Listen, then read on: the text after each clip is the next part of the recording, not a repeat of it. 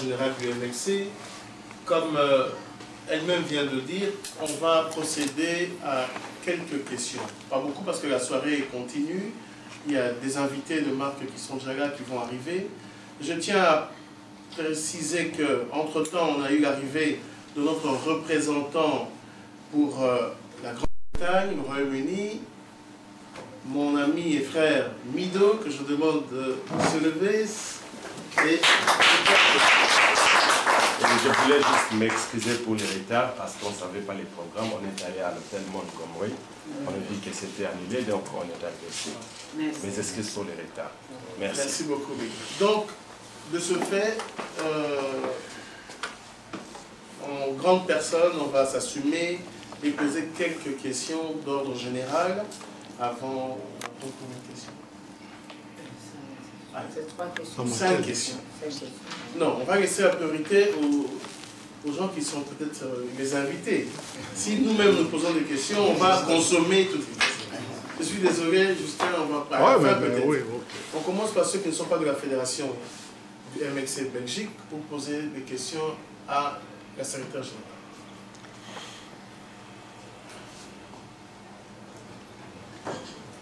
Il n'y a personne qui... Tout est clair. Tout a été limpide. Monsieur Justin. Merci de m'avoir accordé la parole. En parlant de la décentralisation, on est en train de pousser les pays dans une situation de blocage.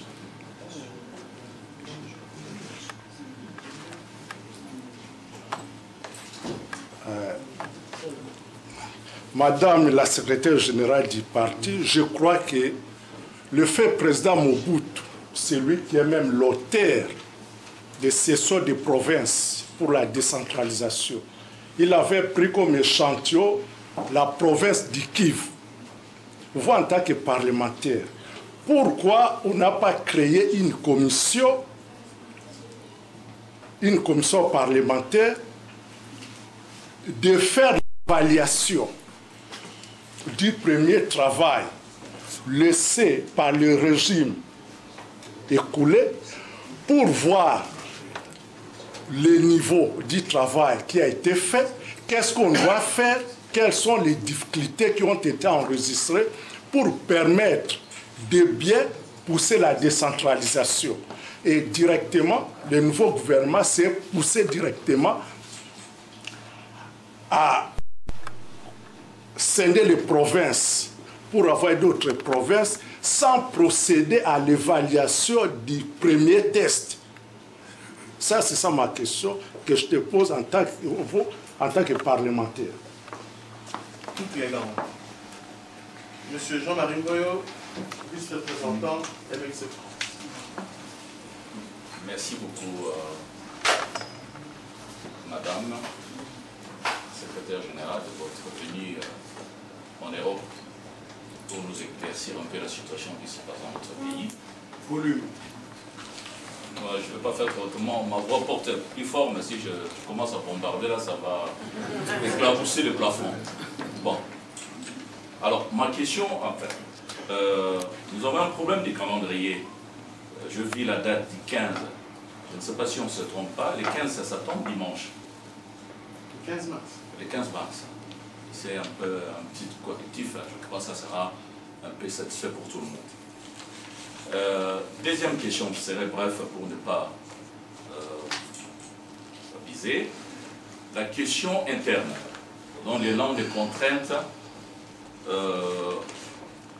sur la conflictualité entre le départ de M. Thomas Lubaka, que je vois tout le temps sur les écrans, affiché en face de notre siège. Ça fait maintenant plus de 20 ans que je connais Kinshasa. Si je me trompe, vous allez me corriger. En mettant sur l'écran de son bureau le Mbembista. Et ça crée un peu de perturbation. C'est son droit de partir, mais est-ce que l'MNC, étant que responsable en charge, Maman Bazaïba, est-ce que l'MNC, au nom de l'MNC, on va engager des procédures de poursuite contre l'utilisation des logos des MLC. Étant que personne morale, j'aimerais que vous nous donnez un peu de lumière et je m'arrête là. Et les images, ok, merci beaucoup, madame. Excusez-moi, madame, merci de votre présence. J'aimerais juste savoir qu'est-ce que le MLC et les autres membres de l'opposition considèrent par rapport aux élections, parce qu'il semble que les jeunes entre 18 et 22 ans n'auraient pas le droit de vote. Merci. merci beaucoup. Encore une dernière question pour... Oui, monsieur, une dernière question.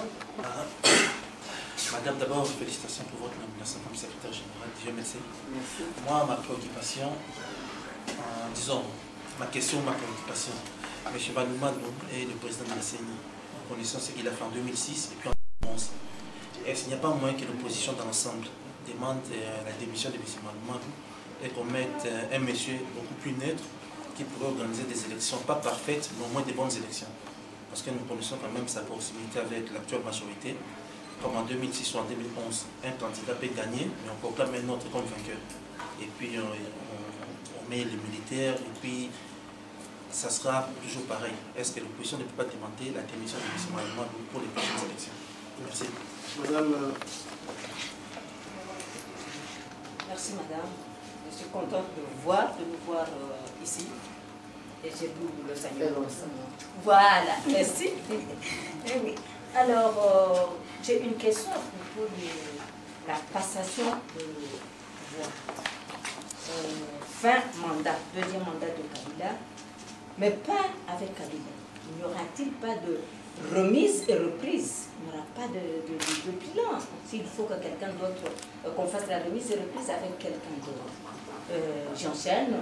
Il en est aussi de notre mouvement de nomination. Tous les nominés, je les félicite, etc. Mais n'y aura-t-il pas de bilan et de remise et reprise? Comment est-ce qu'on va passer? Est-ce que vous avez prévu la feuille de route pour cela? Pour MLC. Oui, MLC. J'ai 5 questions. Alors, la question de la décentralisation. Pourquoi pas avoir mis en place une commission pour évaluer un peu le projet pilote?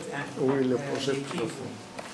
Vous savez, la manie que nous avons au Congo, c'est de faire les choses quand c'est en votre faveur. En 2006, la constitution qui a été promulguée en 2006 a disposé justement que dans les délais de 3 ans, qu'on puisse mettre en place les nouvelles 26 provinces de manière programmée. Il devait y avoir une loi de programmation qui vient d'être du reste être promulguée il y a quelques jours. Quand je prenais l'avion, la loi était promulguée vers 20 h. Mais depuis 2006 à ce jour, ça fait combien de temps? 9 ans durant. Et du coup, on a commencé à pousser à la décentralisation. Nous sommes aussi en même temps des politiciens et des analystes politiques, des analystes politiques. La loi existe, c'est vrai. Et c'est une bonne chose que d'aller dans un format décentralisé. C'est pour rapprocher les gouvernés aux gouvernants. L'objectif, en son temps, l'objectif du président Mobutu, c'était un objectif économique et social. Mais l'objectif actuel devient politique. C'est à partir du changement des objectifs, c'est là où il y aura des problèmes d'applicabilité et les problèmes d'intériorisation de cela et même de la faisabilité. Je vais m'expliquer. Lorsqu'en son temps, je crois qu'on se souvient des parents qui quittaient Aru, Kasumbalesa, notre papa ou notre grand-père est allé faire des démarches pour son numéro matricule à Kinshasa. Et il y passe 5 ans, 6 ans, 10 ans. Il se remarie, il a des enfants et puis l'affaire finie, la famille disloquée. Maintenant, il faudrait ramener la décentralisation pour que les procédures administratives, économiquement, on puisse trouver au niveau local. Et les futurs districts, enfin les districts deviendront des futures provinces. Sauf le cas de Bas-Congo. Et actuellement, le Nord Kivu, le Sud Kivu et les Maniema. Maintenant, Kinshasa, c'est la capitale. Alors, maintenant, depuis tout ce temps, on ne l'a pas appliqué parce que ce n'était pas favorable encore. Maintenant que c'est favorable à un pouvoir donné, on doit l'appliquer et vite, vite. Vite, vite, après que quelqu'un ait parlé des Pernati de 2006, des Pernati de 2011. Alors, mais cette personne, comme il est un coach ou je ne sais pas, un président d'un club de football, il est aimé, on ne peut pas l'ôter de là. Il faut décentraliser rapidement. Il y a possibilité maintenant de ne plus le voir là. Ça, c'est l'option politique. Alors, si vous allez dans cette option politique, ça pose problème. Ça pose problème actuellement.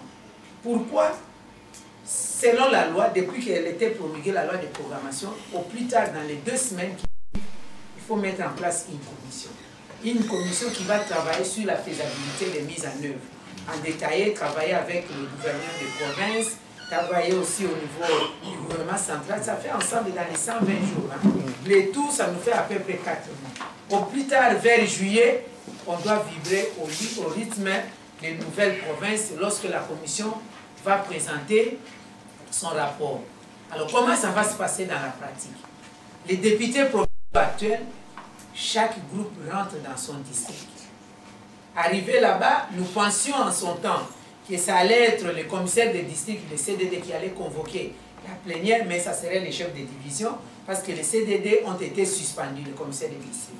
Ceux qui vont convoquer la plénière, je vais prendre l'exemple quelque part. Prenons le cas de Bandundu. Bandundu, il y a Kwangu, Kwilu et Maïndombe. Alors, si vous êtes dans le Kwangu, tous les députés de Bandundu élus du district de Kwangu vont rentrer. Arrivé au Kwangu, chef-lieu, c'est Baningiville, hein? Parce que, non, c'est Kikwiti, parce que Kwilu, c'est... Kwangu, c'est Kenge. Kwangu, c'est Kenge. Ils arrivent là-bas, donc ils vont convoquer une plénière des députés provinciaux qui seront là ensemble, et ces députés provinciaux mettront en place leur bureau provisoire, le bureau provisoire au bureau définitif, et ces députés vont élire un gouverneur, le gouverneur donc de la province. Est-ce que ça serait dans les conditions actuelles, avec les députés actuels qui ont déjà le dépassement de mandat? Même si c'est provisoire, ça devient compliqué.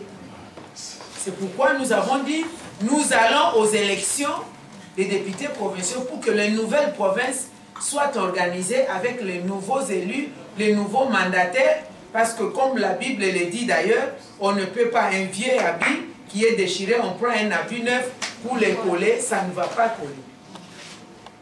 C'est-à-dire que ces députés-là actuels n'ont plus la confiance de la population. Pour vous dire clairement, il n'y a pas eu une évaluation en bonne et due forme. C'est cette commission-là qui va travailler. Nous allons voir comment ça va se faire, comme les Anglais disent, wait and see. Mais nous, en tant que politique au niveau du MLC, nous sommes en train de nous préparer en conséquence pour que rien que la volonté de la population soit mise en application. N'en déplaise du fait qu'il y a la loi qui est promulguée et que le mécanisme a commencé. La question de M. Mboyo, c'est une question interne. D'abord pour les dates. Hein. En fait, nous avons fait les calculs judiciaires, vacances judiciaires et tout, pour se dire, comme le dit le statut de Rome, ça tombe à peu près dans les 15, les 16. Donc cette tranche-là, au plus tard cette période, jusqu'au mois de juin, dans les 3 mois, nous devons avoir déjà une décision qui doit tomber. Aller au-delà de cela, ça sort un peu de l'ordinaire. On est en dehors du cadre de la procédure telle que préconisée par les statuts de Rome de la Cour pénale internationale. Voilà. Alors, pour le CNB, moi, je commence même à avoir peur pour la situation de M. Thomas Long. Un jour, une radio périphérique, et Radio Nationale d'ailleurs, m'avait posé la question. Moi, j'ai dit, je ne peux pas concevoir qu'on ait au sommet de l'État, parce qu'on est quand même vice-premier ministre, des personnes aussi affabulatrices. Parce que je sens que c'est de l'affabulation, je sens que c'est de l'immoralité, c'est du snobisme, que de toujours continuer à croire qu'on est toujours membre du MLC, n'en déplaise du fait que vous avez levé une autre option. Et ceux qui sont autour de lui, moi je me demande si on est dans 2 planètes différentes. La dernière fois en date, avant de commencer à parler de la CNB d'abord, c'est le comité Commission nationale de Bembiste. Comité national de Bembiste ou Commission nationale de Bembiste. Comité national de Bembiste. C'est une création de M. Désiré Mboziwambouzi, qui avait les gens comme M. Poka, qui étaient tous des cadres du MLC, un peu comme nous avons aussi la JPBA. Alors, il y avait le Comité national des Bembistes. Alors, ils ont utilisé maintenant ça, ces labels, pour aller créer une autre permanence et installer le CNB, utiliser l'image et le nom du président national pour avoir des lauréats. Quand bien même on sait qu'à partir du jour où on avait quitté le MLC, on n'est plus en contact ni avec les cadres du MLC, ni avec le président national. La dernière fois en date, moi-même j'ai vu comment M. Thomas Nwaka a expliqué la manière dont il a rencontré le président, c'est comment le président saluait les membres du MLC, les encourageait à aller aux élections et tout. Moi j'ai peur. Je me suis adressé au Premier ministre, Matata Poni, moi j'ai dit, je ne peux pas comprendre, avec tout ce que vous voulez montrer, que vous êtes intègre, vous êtes crédible, comment vous pouvez employer une personne aussi immorale? C'est très dangereux pour la République. C'est très dangereux pour la République. Si on doit tromper déjà au sommet de l'État, il a trompé le chef de l'État. Et le chef de l'État l'a cru. Parce que s'il ne l'avait pas cru, il ne serait pas là où il est. Comment il a trompé? Il lui a dit, le président Bemba a accepté que nous allions aux concertations et partant de cela participer au gouvernement. Alors que c'est lui-même qui a lu les documents d'orientation aux concertations. Le MLC, c'est une opposition forte et républicaine. Nous sommes au Parlement, nous sommes respectueux de toutes les RS et les institutions de la République. Vous nous appelez comme opposition, allez parler, nous allons parler, mais on n'est pas concerné par votre programme. Nous jouons notre rôle de l'opposition, c'est la police de la démocratie. Dénoncer ce qui ne va pas. Là où ça va, tant mieux. Et après, conquérir le pouvoir conformément à la Constitution et aux lois de la République. Nous sommes allés aux concertations, on avait des motivations fondées. Première motivation, nous devions défendre les droits de nos compatriotes qui croupissent en prison. À Makala, le fait seulement d'avoir porté le t-shirt frappé à l'effigie de Bemba, on est arrêté. Le fait de s'appeler un nom en connotation de l'Équateur, on est arrêté. Le fait d'être le médecin du sénateur Jean-Pierre Bemba, on est en prison. Le fait d'être son jardinier, il y a un papa, tu connais le papa jardinier, qui est mort en prison tout simplement parce qu'il était le jardinier du président Bemba. On l'arrête, il est en prison.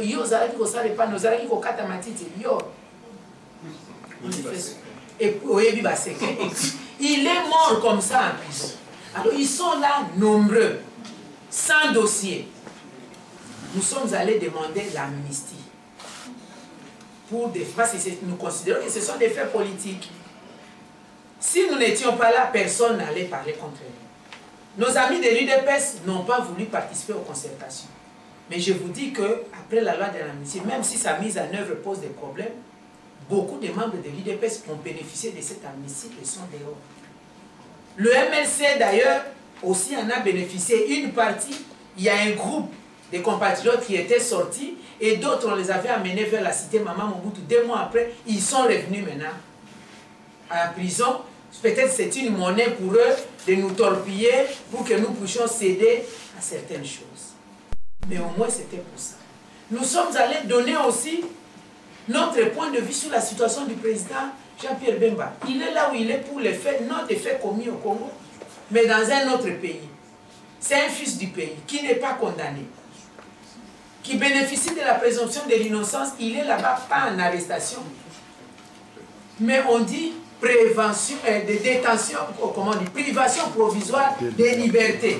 Privation provisoire des libertés. Une autorité du pays, sénateur, ancien vice-président de la République, pourquoi la République ne peut pas penser à son fils? On est allé parler de ça. Et en 3e lieu, c'était ça la demande du président de la République pour dire j'appelle tous les fils et filles du Congo qu'on vienne réfléchir comment nous devons bouter dehors l'ennemi. C'était à l'époque du M23.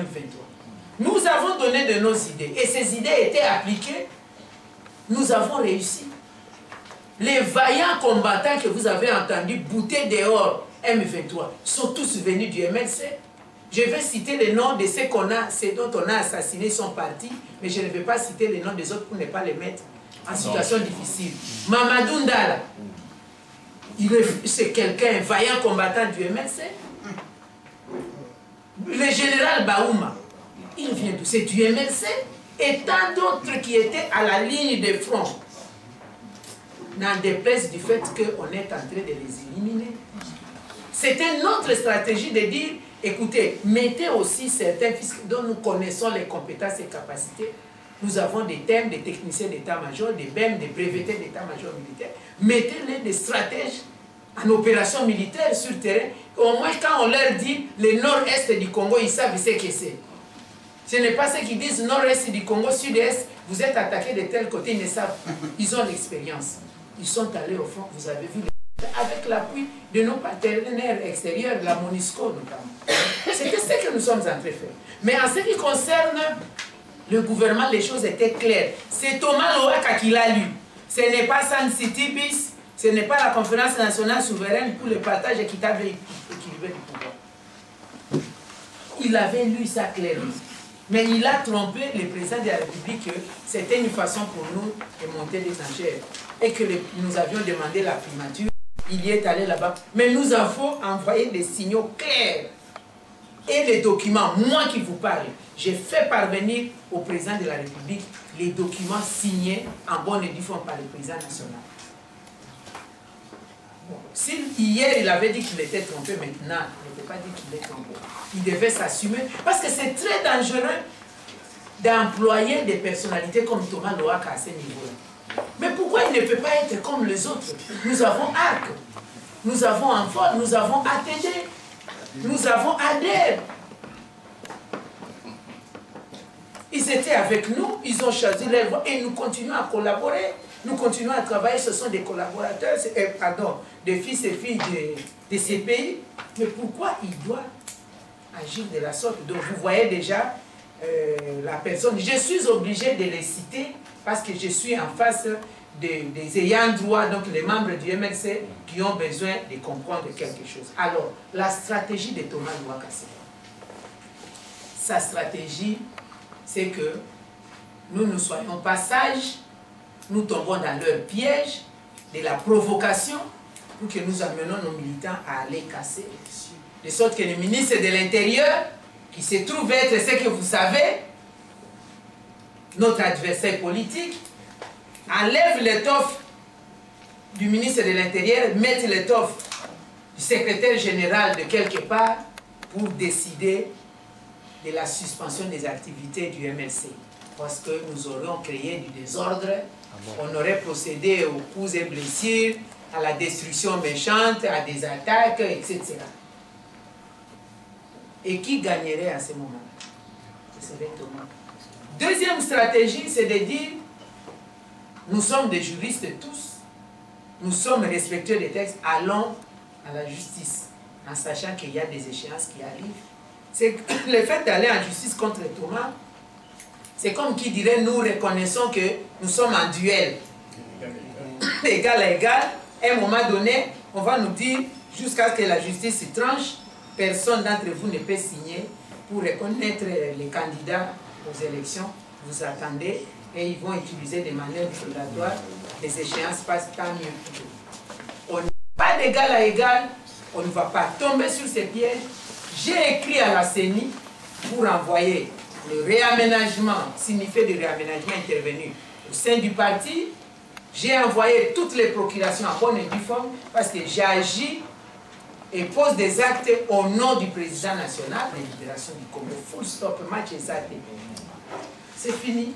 On les laisse, on l'oublie. Il ne faut même pas dépenser l'énergie à éteindre un paille qui va s'éteindre de soi-même. Il va finir comme ça. Alors, concernant que faire pour les jeunes? D'abord, la première chose, nous avons dénoncé que les jeunes doivent être enrôlés. La deuxième chose, nous continuons à faire des pressions auprès des partenaires. Nous avons tout un travail que je vous avais donné il y a lieu de multiplier ça pour demander que nous ayons une période où nous allons obtenir l'enrôlement de jeunes. C'est ça la pression que nous faisons. Nous demandons à que les partenaires aussi, pour demander sa démission. Nous sommes en train de faire ça aussi, il faut être honnête, de manière sage, parce que la nomination d'un président de la CENI, ça prend tout le temps que ça prend. Pourquoi dans notre pays, c'est un peu difficile de trouver un ombudsman. Il y a toujours des tendances. C'est pourquoi il y a eu ce principe de s'annihiler le pouvoir mutuellement. Donc il y a un pouvoir ici, un autre pouvoir. Dommage qu'au niveau de la CENI, ça pose quand même des problèmes sur la Kabila, avec un autre, Kabila président sortant et un autre président entrant. Parce que premièrement, on partit et l'autre entre, même si c'est de sa famille politique. Je veux vraiment... Vous êtes offert et un échange en privé avec un secrétaire général et d'autres cadres est aussi possible en cellule. Encore une fois, merci. Merci Maman Ève d'avoir accepté l'invitation. Merci au secrétaire général adjoint Jacques Tongwana et merci aux représentants nouvellement nommés et à l'ancien représentant confirmé également et aussi à l'assistant. Je tiens à souligner qu'il y a aussi dans cette salle la présence d'autres cadres, d'autres partis politiques et la secrétaire générale va s'entretenir avec eux en temps voulu. Pour ce, encore une fois, merci et bonne dégustation. Merci.